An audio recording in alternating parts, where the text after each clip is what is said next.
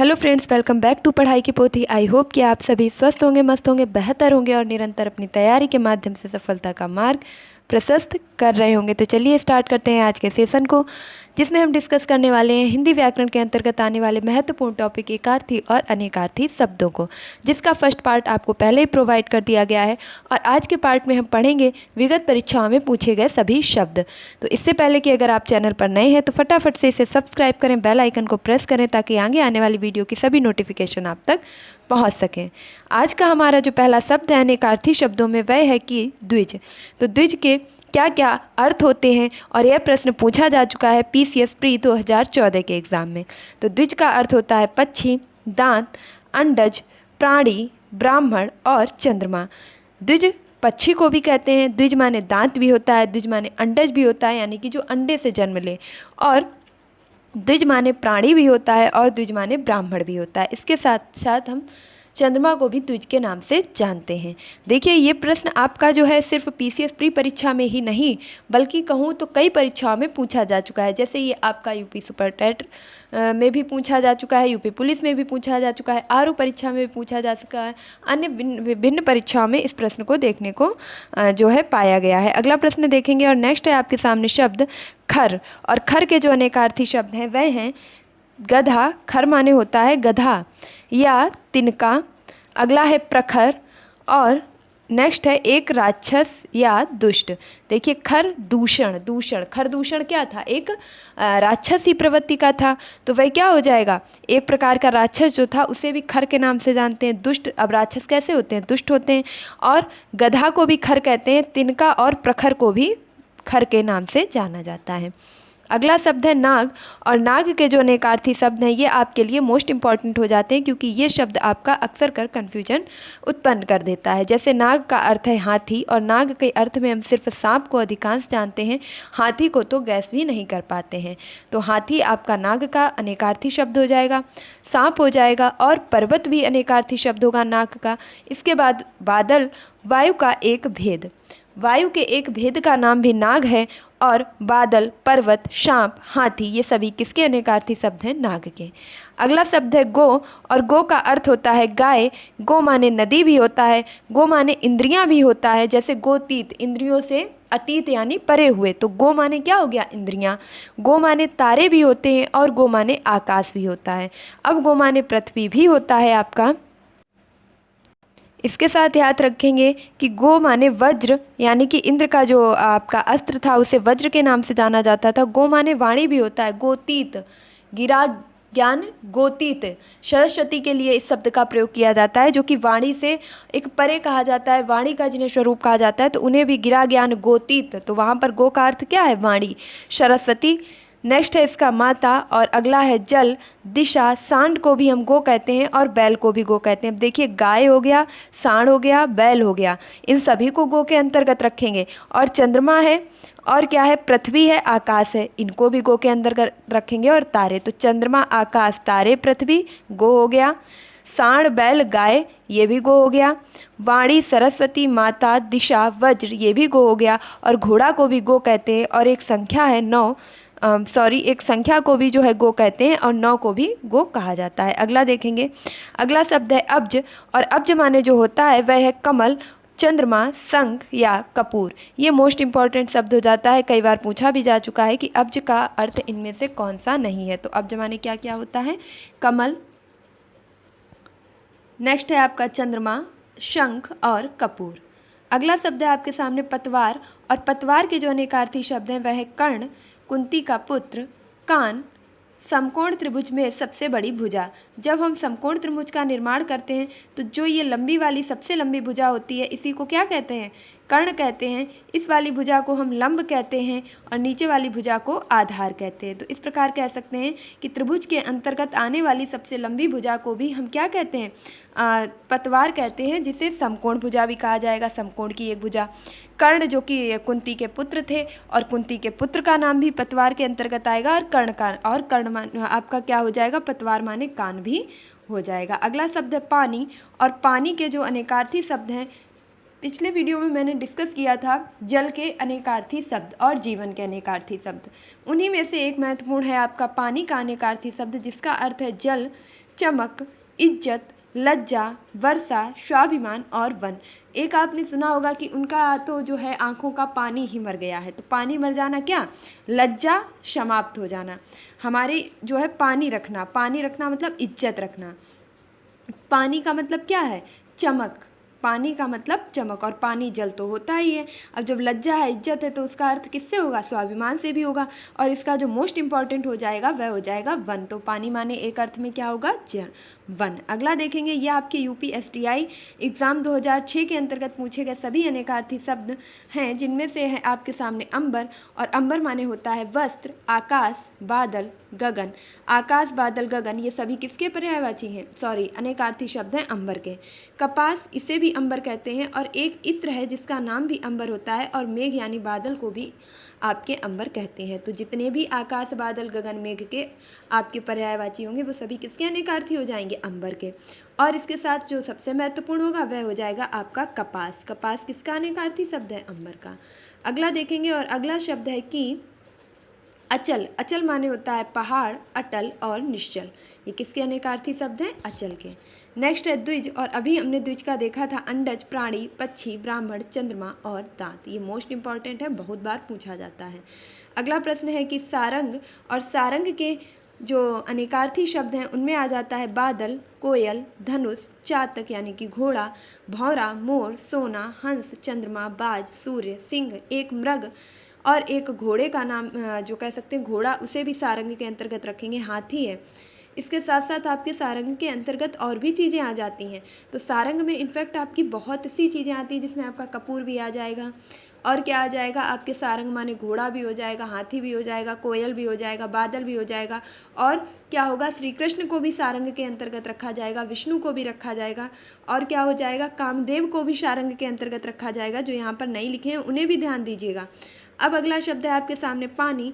और पानी के अभी हमने अनेकार्थी शब्द देखे थे, एक बार फिर से देखेंगे, प्रतिष्ठा, जल, चमक, इज्जत, वर्षा और स्वाभिमान। इसके साथ और क्या हो जाएगा, लज्जा। अभी हमने ऊपर क्या देखा था, लज्जा। नेक्स्ट है विधि। और विधि का अर्थ होता है विधाता। कहते हैं ना कि विधि का लिखा, तो विधि किसने लिखा, तो मतलब विधाता ने लिखा। और विधि, किसी विधि से करना मतलब कानून। और ब्रह्मा, ब्रह्मा को भी क्या कहते हैं, विधि लिखने वाले कौन है, विधाता कौन है, तो विधि लिखने वाले हैं ब्रह्मा। नेक्स्ट है युक्ति, मतलब किसी कार्य को करने का तरीका, युक्ति। नेक्स्ट है व्यवस्था और तरीका, अवधि। देखिए ये सभी किसके अनेकार्थी शब्द हो जाएंगे, विधि के। अगला है आपके सामने अमृत। और अमृत के अनेकार्थी शब्द हैं स्वर्ग, जल, पारा, दूध और अन्न। इसमें जो सबसे महत्वपूर्ण है वह हो जाएगा आपका पारा। अमृत का अनेकार्थी शब्द क्या है, तो पारा है। नेक्स्ट है यूपी एनटी परीक्षा में पूछे गए अनेकार्थी शब्द, जिसमें आ जाता है अर्क। और अर्क माने होता है विष्णु, तांबा, काढ़ा यानी कि किसी भी पदार्थ का निचोड़ करके पीस करके निकाला गया रस ही अर्क कहलाता है। सूर्य, मदार का पौधा, इसे भी अर्क कहते हैं, जिसे अकौआ का पेड़ भी कहते हैं। इंद्र और स्फटिक। स्फटिक आपके एक प्रकार का बीज होता है, जिसे हम जो है अर्क के अंतर्गत रखते हैं। तो अर्क के ये सभी अनेकार्थी शब्द हो जाएंगे। अगला है आपके सामने पत्र। और पत्र माने होता है पत्ता या चिट्ठी या कागज। पंख, पंख को भी पत्र कहेंगे। समाचार पत्र को भी पत्र कहेंगे। धातु का पत्तर, धातु का पत्तर जो होता है उसे भी पत्र कहते हैं। नेक्स्ट है आपके सामने फल। और फल का अर्थ होता है परिणाम या लाभ या मेवा या प्रभाव। आपका क्या फल है, तो आपका क्या प्रभाव है, रसयुक्त।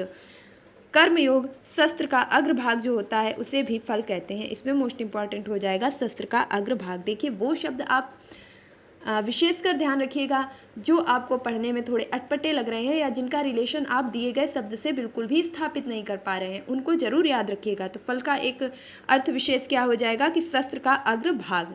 नेक्स्ट है आपके सामने घन। और घन के अर्थ में आता है बादल, घना, भारी। हथौड़े को भी घन कहते हैं। किसी संख्या का उसी संख्या में 2 बार गुणा करने से प्राप्त गुणनफल जो होता है उसे भी घन कहते हैं। अगला है रस। और रस के अनेकार्थी शब्द हैं अर्क, जैसा कि अभी बताया गया था। रूप, पानी, स्वाद यानी कैसा रस है, कैसा स्वाद है। सत्व, निचोड़, किसी चीज़ को निचोड़ कर पीस करके निकाल लेना, क्या हो गया, रस हो गया। आनंद, क्या रस मिला है, तो आनंद।